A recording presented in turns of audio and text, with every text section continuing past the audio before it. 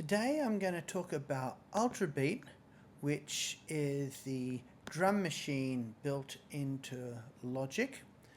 Now, the different drums it has are over here. We can hear them.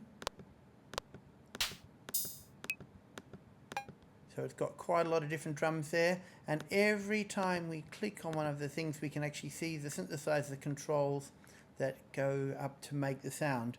This is quite a powerful synthesizer.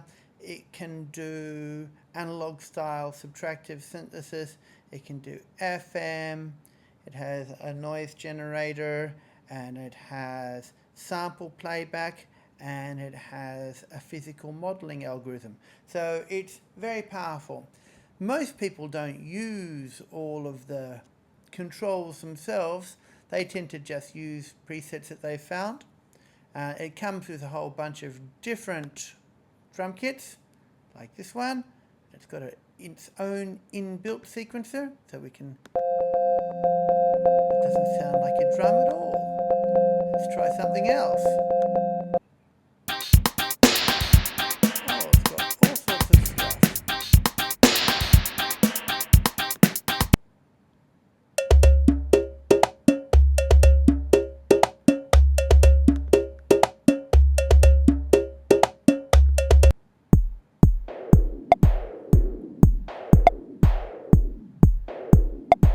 So it's quite powerful. I'm actually going to go back and just use the default samples. It sounds like this.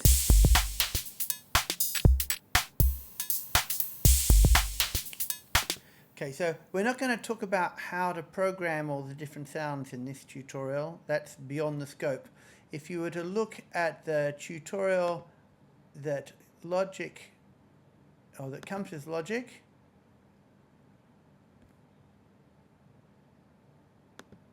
and we go into our Ultrabeat, there are lots of tutorials about how to program sounds, and they're pretty good. Okay, we're just going to work out how to simply program sounds.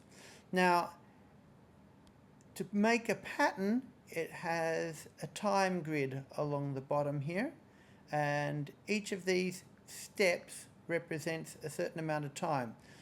Currently, they represent 16th notes. I can make them represent 12th or 8th notes.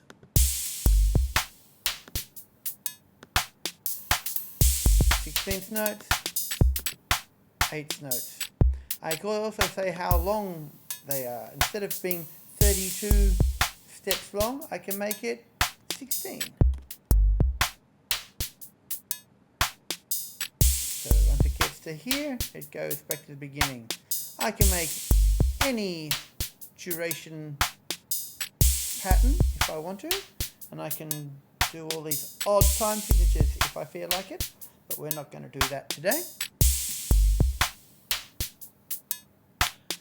Okay, so whenever there is something here, we hear a sound for that drum, in this case a kick. So now this kick drum is gone.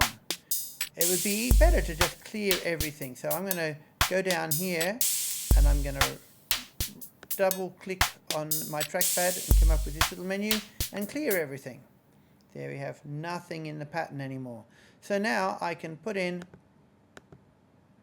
what I want. I can change the velocity. Not a big difference with this sound at the moment, but that's alright. And if I want to, I can go and say, put some clap sound on, maybe here and here.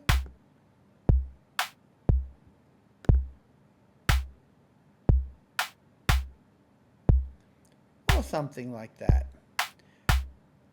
If I want to, it has one interesting feature. When I click up here and I double click my trackpad, I come up with a bunch of different options, so I can add something every downbeat, and I could add every upbeat,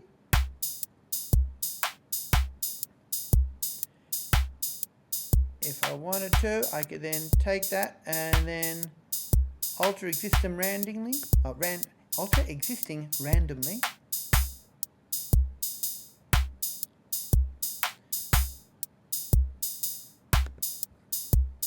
Let's say I go here, I can shift everything right one step. So it's an easy way to experiment with different patterns using these options here.